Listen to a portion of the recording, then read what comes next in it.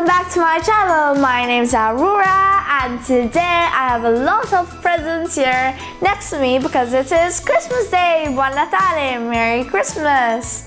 So today we're gonna learn a few words so then later on you can share them with the rest of your family. So let's get started. The first one is panettone, which is this, which is a traditional sweet that we always eat during Christmas. Then there is this other traditional sweet that we eat during Christmas and it's very similar and it's called pandoro.